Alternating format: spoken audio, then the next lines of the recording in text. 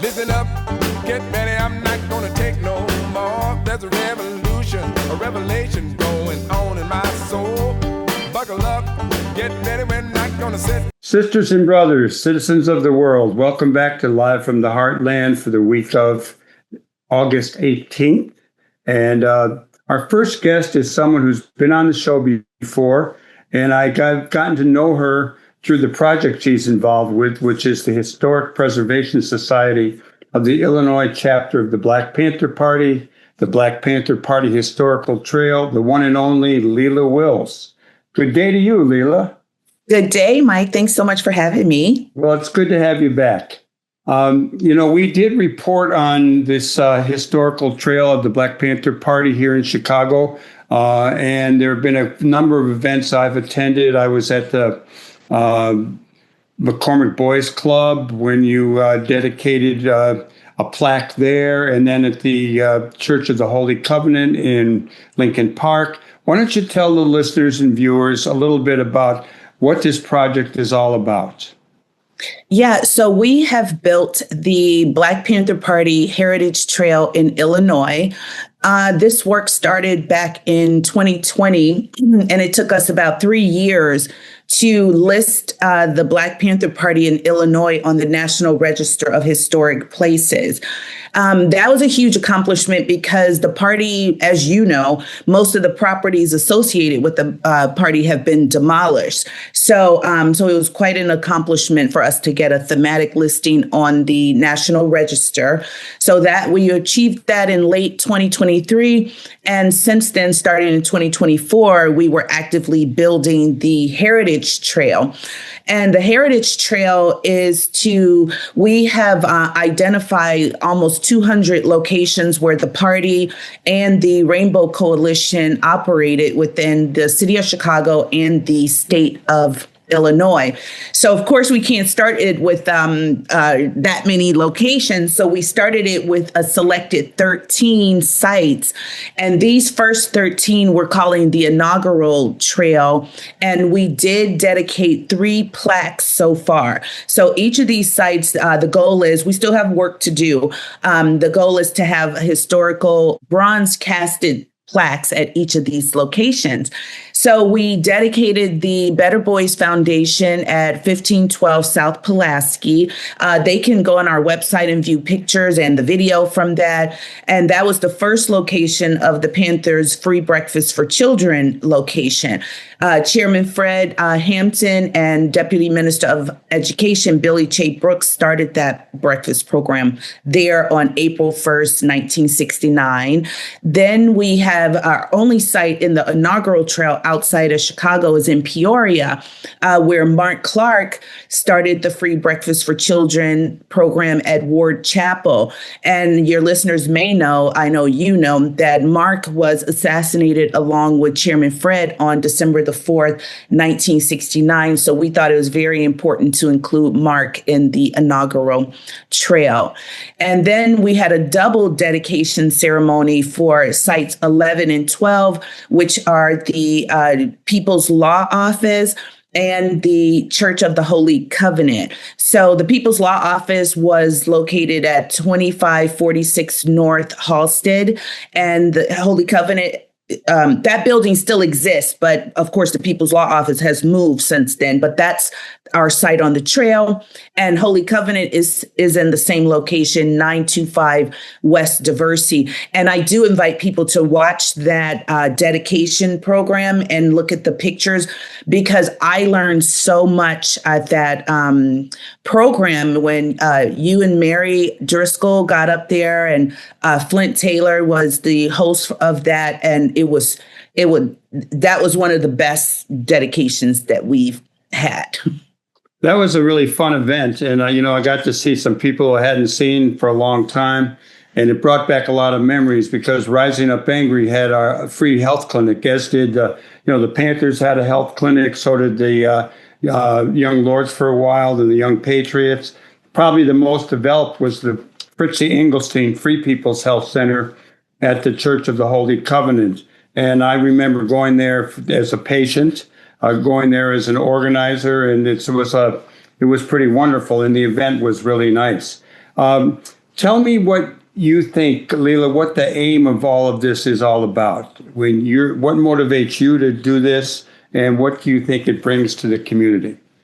Yeah. And one last thing on Holy Covenant is that location also hid evidence from the assassination. The People's Law Office attorneys hid the bloody mattresses and some of the sheets and everything from the 1969 assassination. So the goal of this whole project is to make our Heritage Trail kind of like a portal inside of the Illinois chapter. So what happens in recent years, there's been a lot of new interest in the Black Panther Party, in Fred Hampton, in the Rainbow Coalition, and resources are not easily available. So they're out there if you do a lot of digging, and we get a lot of inquiries and people coming in from around the country and around the world trying to learn more about what actually happened during that time. So our goal is to make the website a portal. You have the FBI files, these locations. We're adding more locations of the Rainbow Coalition. So that's the goal, is to make this information. It's a public history project, freely accessible to anybody looking for the information. Leila Wills, how did this project come to be? Who thought it up? Who initiated it? And you may as well tell us how you got involved and what your role is. Yeah, both of my parents were in the Illinois chapter, and I started this work helping to landmark Fred Hampton's home, the childhood home of Fred Hampton in Maywood. And from there, that's when I studied the Black Panthers operations, and that's when I realized how extensive the work was. So that ended in about 2020, and then we just kept going since then. And Billy J. Brooks was the founding chairman of our organization. And that's through him is how we ended up meeting a lot of them, and Loyola's public history department. Our interns helped do those interviews and survey of properties. And we just had a lot of help along the way. And we just did our rollout on August 11th. And it's super exciting. And people were charged. And I just invite people to look at the years of work that went into that. Can I get the website? What's the website so people know how to get to it? The website is ilbpp.org, as in Illinois Black Panther Party. So ilbpp.org. Leila, let me ask you, I recently had Zaid Dorn on, and he has recently written a book about growing up with his parents in the Weather Underground. And it's quite revealing. I'm wondering if you would share with our listeners and our viewers a little bit about what it was like for you being the kid of two members of the Black Panther Party. Well, by the time I came along, I was at the daycare and breakfast program and that kind of thing. But the Illinois chapter stopped operations in 1974. So that pretty much was it. So my mom worked at the Spurgeon Jake Winters Medical Center. So she went to nursing school and has been a lifelong healthcare worker since then. And so I didn't grow up like in the party with them going to meetings and that kind of thing, like Zaid did. I just met him too through his father over email. So he and I are going to get together and compare notes and do what kids of these revolutionaries do. That's good. Well, we'll have to have you both on again. Let me ask, how much cooperation and any challenges have you had from city of Chicago, city of Maywood, particular, let's call them politicians. Have you had support? Have you had any resistance? We've had support from the state of Illinois, from a councilwoman in Peoria, and it is now, we have alderman support, like we have plaques that are going to be in several wards throughout the city of Chicago. Now will come the test, though, because to have our plaques installed into city sidewalks will require an action from city council. So we are in the middle of preparing the ordinance, a draft of the ordinance events and those kind of things. So I'll have to keep you posted if that's when the opposition will come. Have you had any resistance to the project?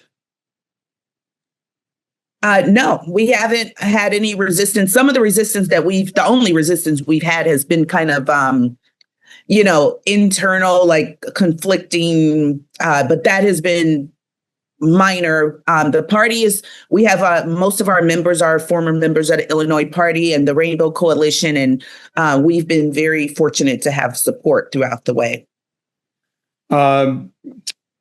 What are some of the other plaques that are going to go up? So far, you have the Breakfast for Children, you have the People's Law Office, and the Church of the Holy Covenant. I think there are 13 plaques going up. A total of 13. What are some of the other locations and what went on at those spots? Yeah, so site number 5 is the People's Church, which is now Epiphany Center for the Arts, and that is 201 South Ashland. And Students for Democratic Societies used to have their meetings there, which is how the Illinois chapter ended up having its meetings there. That was a very important location. That was Fred Hampton's last speech on December the 3rd, and Mark was there, and all the survivors of the assassination were at that meeting. And so that's one of them. Site number 1 is headquarters, where headquarters used to be, 2350 West Madison. Then there was each of these have so many stories. I'm just trying to run through the sites right now. Okay, because Alderman Sammy Rayner was the Panthers rented that space from him, and he was an alderman, but he was also a Tuskegee Airman. So he has his own very rich history. Then we have site number 2 is 2337 West Madison. That is the assassination site. Site number 3 is St. Dominic's, which was on the near north side in Cabrini.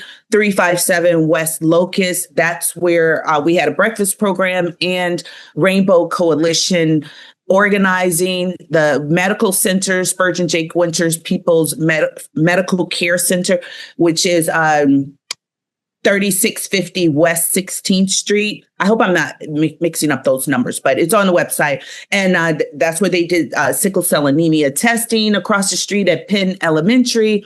Site 7 is the National Committee to Combat Fascism office, the first one on the south side, which was 253 East 35th Street. And then the south side headquarters, 4233 South Indiana. Allgale Gardens, 13300 South Langley was a breakfast program. I think that might be all of the 13, I believe. I could be leaving one out, but it's close enough. Oh, Madden Park, Ida B. Wells. There was a breakfast program in Ida B. Wells at Madden Park Fieldhouse, 3800 South Rhodes. So you see, those are multiple wards, multiple neighborhoods on the south, north, and west sides. So we have to work with quite a few of our aldermen to make this happen. Well, we have a more friendly bunch of aldermen these days than we did back in those days. Yeah, for certain. You have an event coming up, and why don't you share a little? That's what prompted me to get back in touch with you. Tell us what's coming up, Leila. Yeah, so on August 18th, in the evening at 6 p.m., we'll be doing a library presentation at the Edgewater Library. It's from 6 p.m. to 7, and we will be talking about the various locations of the Black Panther Party and what went on there, especially on the north side. So we're looking forward to that. So I'll be there along with members of the party and Rainbow Coalition. Oh, I'll have to come to that one then. I'll put it on the calendar. Yeah, it's totally free, and they just need to go to Edgewater's Library's website to register and just come on down. We start at 6 and it's over at 7. And do you have the address? I know it's on Broadway. It's just south of 6400. Yeah, I want to say it's 6000 North Broadway. Could well be. We're talking with Leila Wills of the Black Panther Party Historical Trail, officially the Historic Preservation Society of the Illinois chapter of the Black Panther Party. Leila, how about taking a deep breath and telling us what your hope for this project is?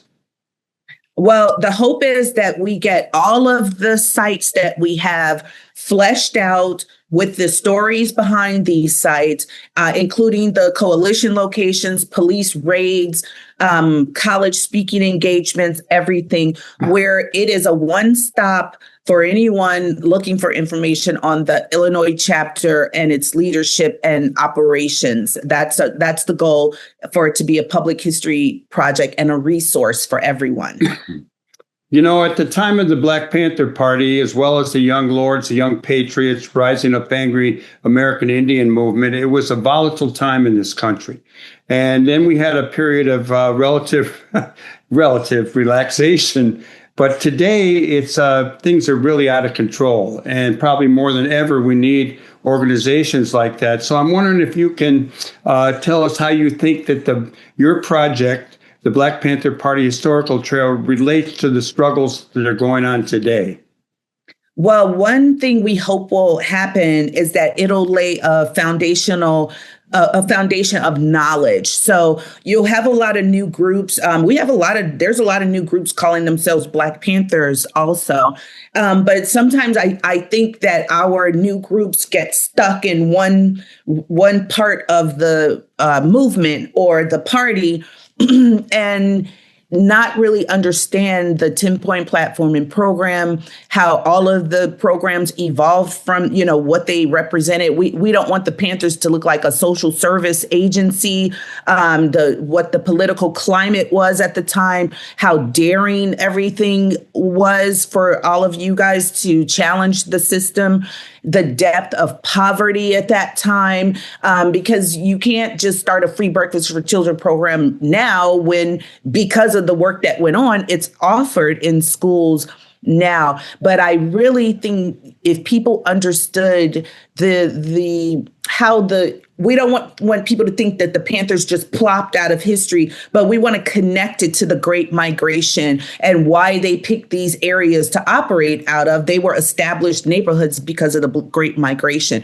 Then there were the Appalachian whites who also migrated to Chicago, and how that went over. Like, we have news articles where the newspapers were calling them drunk wife beaters. And so it wasn't just oppression against Black people. And the Puerto Ricans had migrated to Chicago from Puerto Rico. So it was a lot going on at the time that the current groups, we just want to tie it to history so they could understand where the Panthers were coming from. Because what may have been applicable in one situation may not be applicable in some of the ones we're dealing with now, even though resistance is needed now. Leila Wills, we want to thank you for coming on the show. And as we go out with this segment, how about telling us what your hopes are for the future of humankind? How's that? Oh, for the future of humankind. Well, hopefully my hope for the future of humankind on a personal level, that we exercise patience and a spirit of learning with each other, because I think understanding can squash a lot of issues between people. And other than that, I mean, I just don't know what to say about the global climate and where it's going, because I'm so involved with the work that has gone on before. And sometimes the work that's going on currently, we may not even know for a few years, because people who are working behind the scenes a lot of the time. So we may not know. A lot of the people that come out and get platforms and are loud may not actually be doing work to change things. So I just want to have faith in good people that the work will continue and the beat goes on. Right on. And I had something else I was going to, one more time. Tell us what the website is and how people can reach you if they want to get involved and learn more. Yeah, the website is ilbpp.org, as in Illinois Black Panther Party. So ilbpp.org.